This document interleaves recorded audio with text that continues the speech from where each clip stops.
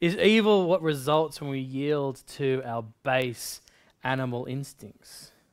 Is evil the satisfying of our cravings? Is evil the consequence of ignoring the divine? Is evil just some sort of sociological construct that we've developed over many years? Is society just to blame? Well, the question where human darkness comes from is an interesting one. It's a nice esoteric thing to get your teeth into maybe when you're at university.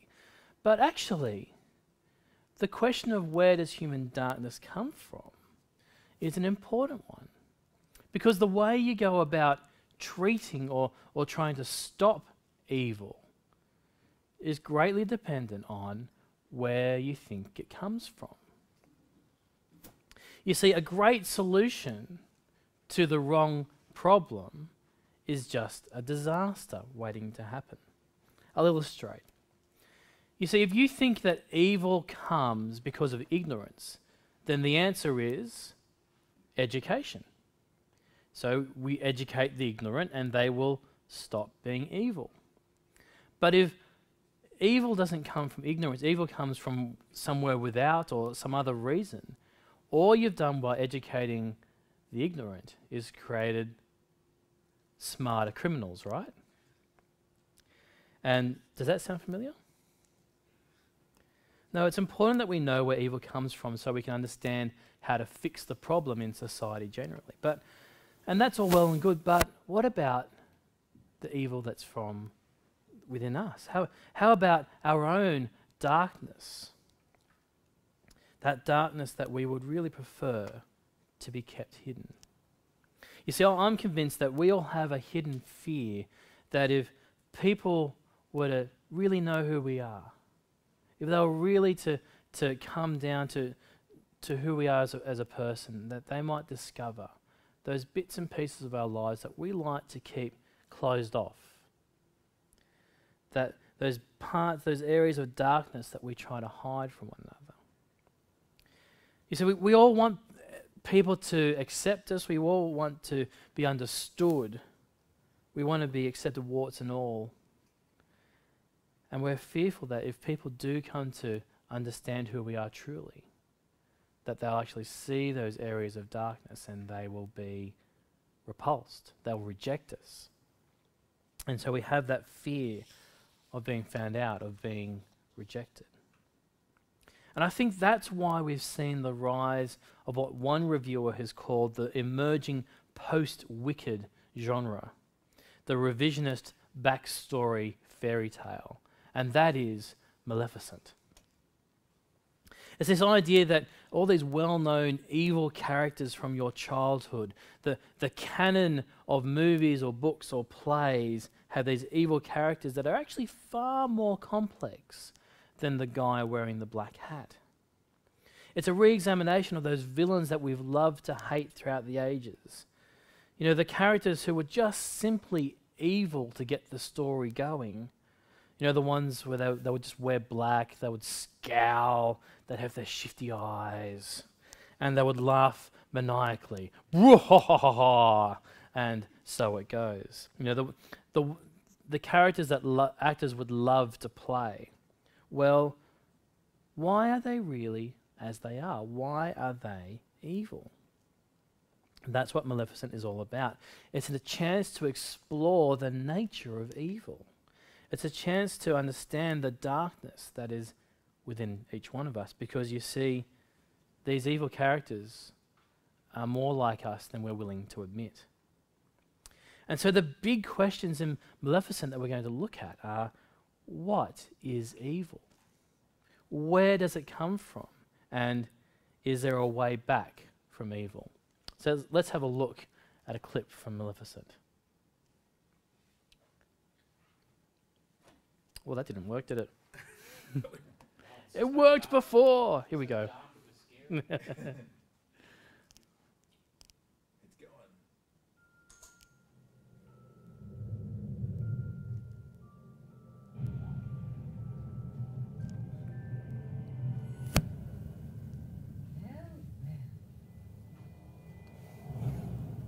shall bestow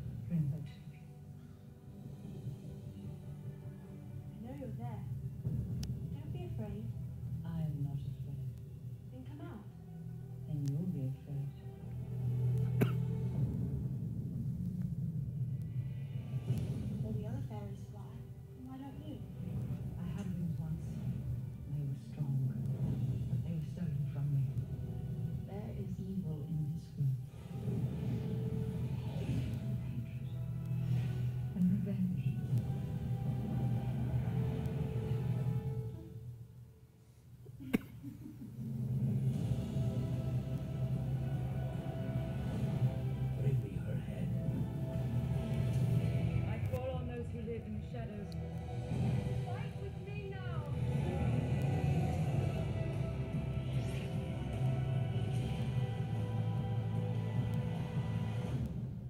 Is it true? You're Maleficent.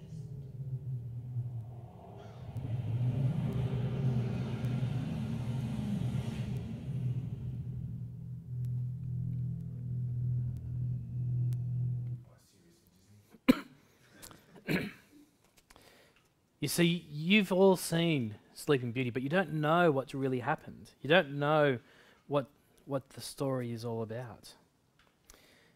Maleficent starts from this idea that evil actually comes from within, not from without.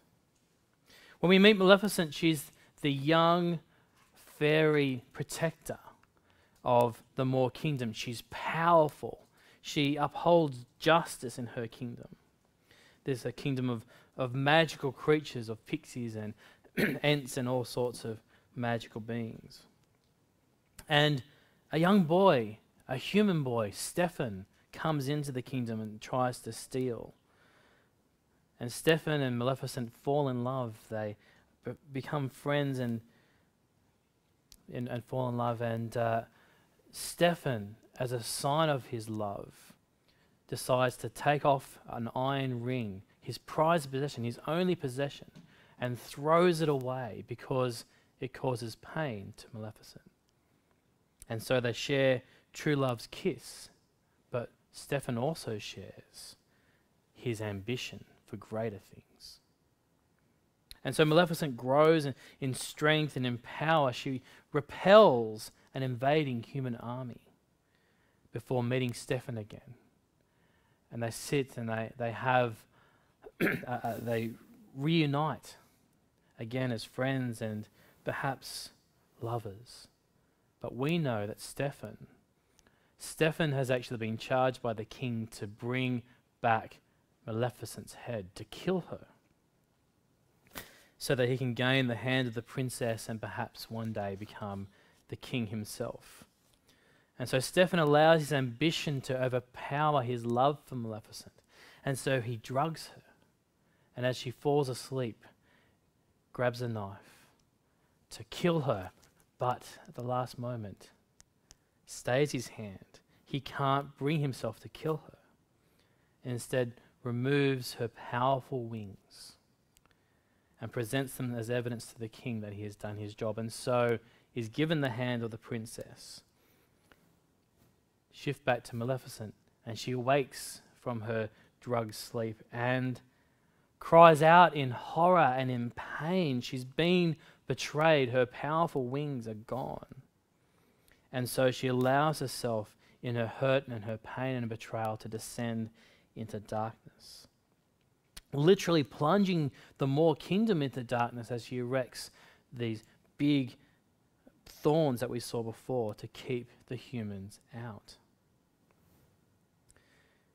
Maleficent's desire for revenge keeps her attention off the damage she's doing to her kingdom and on the human kingdom, looking for opportunity for revenge.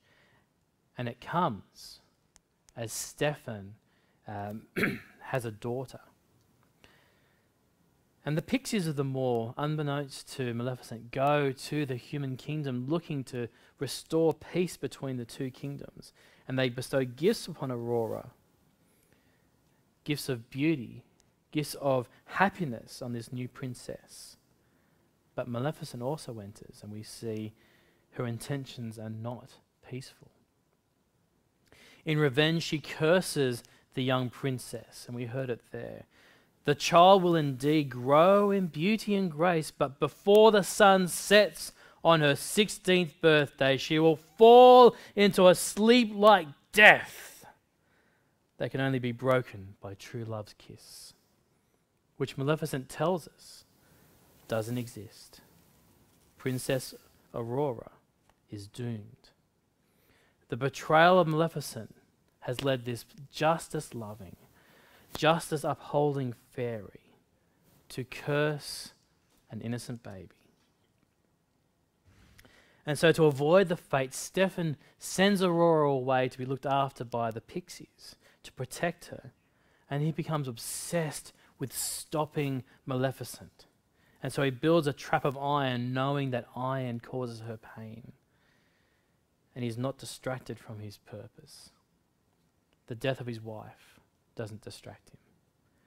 The return of his Aurora, now grown up as a young lady, doesn't distract him. Nothing pulls him from his task. His obsession with power and keeping power consumes him, consumes even the love he has for his daughter. Maleficent is also consumed by Stephen's betrayal. She too descends into darkness, prepared to even curse an innocent, so that she will have her revenge.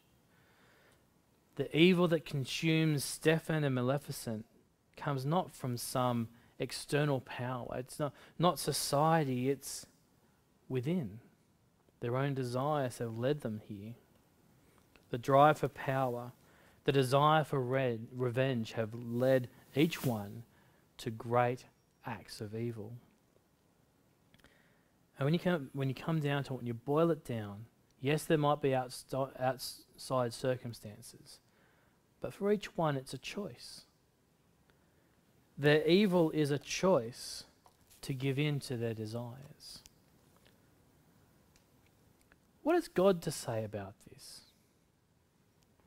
What does God say about where does evil come from?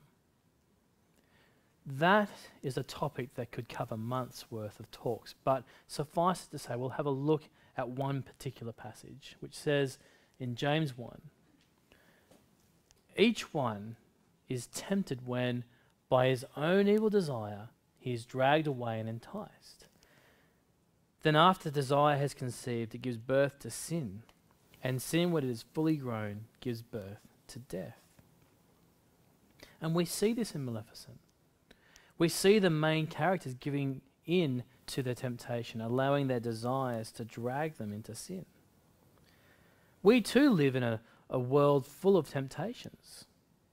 Temptations that appeal to our desires, appeal to what we want. Evil comes when we allow ourselves to be enticed by those temptations. And once enticed, the desires lead to sin. They give birth to sin. And sin eventually produces death. And that's certainly true for our characters. Stephen allows himself to be enticed by the temptation to power, so that he betrays his one love. And he sins, and that sin produces greater and further wickedness and darkness, until he can no longer even remember why he's driven like he is. He can no longer remember the love he has for his daughter that's driven him to get at Maleficent, to stop at Maleficent. Maleficent, well, she's betrayed, and that leads her to seek revenge. And when it comes, she takes the opportunity to curse a baby. The temptation for revenge allows her desire for revenge to be dragged away, so that she descends into death, or descends into darkness, causing death of Aurora, or death-like sleep. You know, there have been a number of experiments that suggest that great evil is a potential for all of us. We are actually capable of great acts of evil, given the right circumstances. You might be familiar with the Milgram experiment, where participants were invited to see if they could enable people to get better at answering questions if they were given increasing shocks of electricity. Except the ball went all the way up to here, and up here was a yellow patch with danger written on it, and skull and crossbones, and that kind of lethal dose of electricity. And they were encouraged to keep going, even though the screams of the other stranger kept getting stronger and stronger until they stopped. And they were asked to keep going, keep asking the question, and once they don't respond, you shock them with ever-increasing doses. Unbeknownst to the participant, the other person was an actor, who wasn't linked up to anything, but was was acting with the pain and the screams and pretending to be dead. But people kept continuing to kill someone they didn't know because someone in authority told them to do it. The other famous one is the Stanford prison experiment, where university students, educated people, were given a role. You're a prisoner, you're a guard. Off you go and be a part of a prison. The experiment had to be stopped after a few short days because of the terrible abuses that were going on between the prisoners and the guards. You see, given the right temptations and the right circumstances, it's scary to think of what we might be capable of. I don't know if you've ever stopped to think about what you might do given the right circumstances. I don't know whether you've been, driving your car and you've stopped yourself and say, "Oh, I was about to do something then that I would have regretted for a long time." Oscar Wilde once said, "The best way to get rid of temptation is to yield to it." We all have a darkness within each one of us. We're all broken, you see. We all can commit to ourselves, even in our most candid moments, that we aren't the person that we want to be, not the person that we should be. And we also want people to understand us, to know maybe why it is that we're like that. We want people to accept us despite the worst that we are. We want to be accepted so that the shame of that darkness might be removed. Well, Maleficent doesn't end with the cursing of a baby. The baby grows up, and Princess Aurora is actually watched by Maleficent as she grows. This little girl who she, out of hate, calls Beastie, grows, and slowly this name Beastie becomes one of affection and love. See, Maleficent is won over by this lovely young girl. The love slowly changes Maleficent. She's no longer terrible and dark and brooding. She's giving, and she starts, her heart that was broken by betrayal is being mended as we go on. Love redeems Maleficent. And so she repents. She decides to remove the curse, forgetting that the curse she's placed is irrevocable. She can't change the fate that Aurora faces. Aurora is doomed. Her only hope is true love's kiss. And so eventually on her 16th birthday, Aurora succumbs to the curse and lies in the death-like sleep, awaiting true love's kiss. And so enters Prince Love Interest. Philip is his name. He kisses Aurora. The music swells and nothing happens. And so the pixies kick him out the door. He's useless. Maleficent comes into the room. Her fears have been realized. There is no such thing as true love. Aurora is lost. And so she confesses in tears that Aurora has stolen her heart. Her heart that was broken is now stolen by Aurora. And so she kisses her gently on the forehead. Aurora wakes up. She has been brought back from death. Maleficent is finally redeemed through the cursing and the rebirth, the rising from death of Aurora. This innocent girl's seeming death and resurrection has finally brought Maleficent back to her former good self. Her evil is undone, her shame is lifted, she is reconciled to Aurora, and she's forgiven. You know, it is surprising how often this theme, this trope of sacrifice and resurrection runs through our movies, our plays, and our books.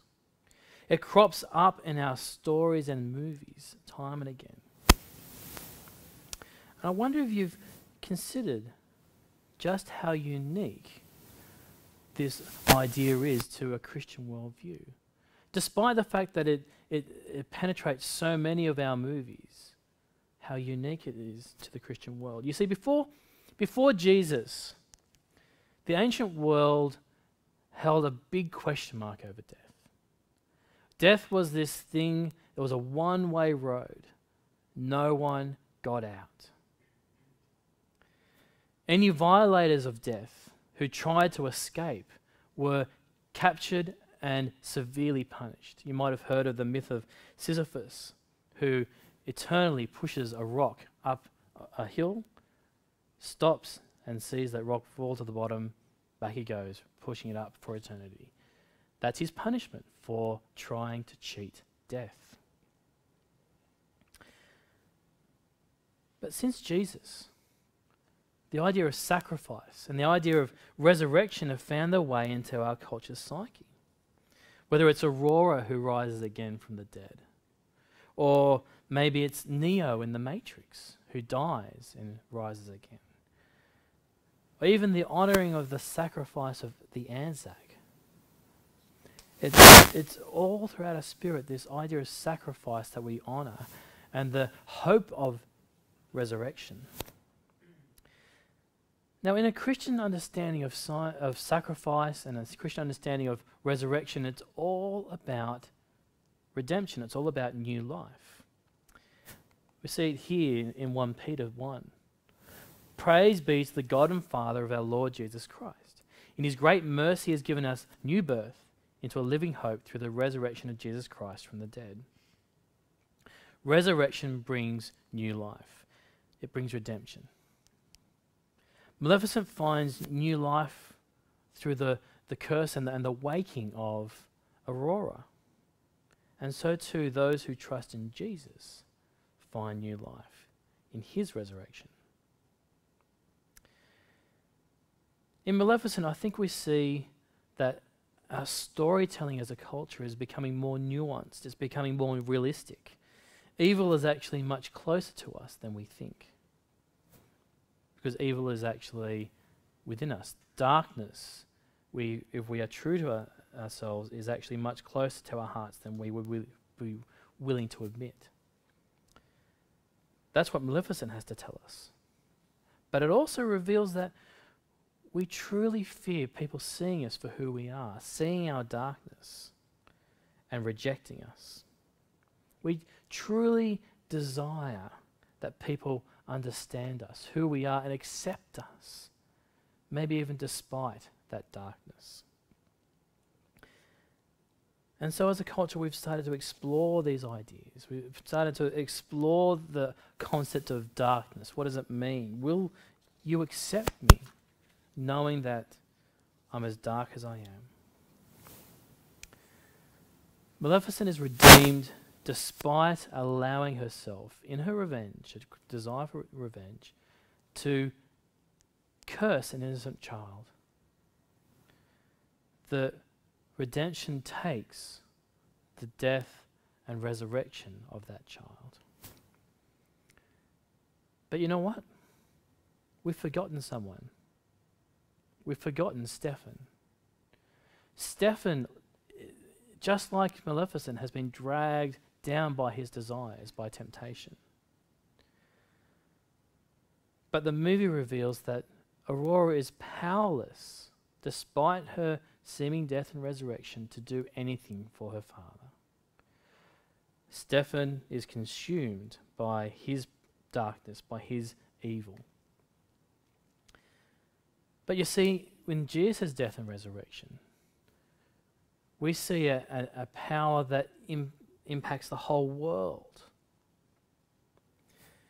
God, in that death and resurrection, actually deals with shame and with our darkness. That darkness that keeps us from truly trusting one another.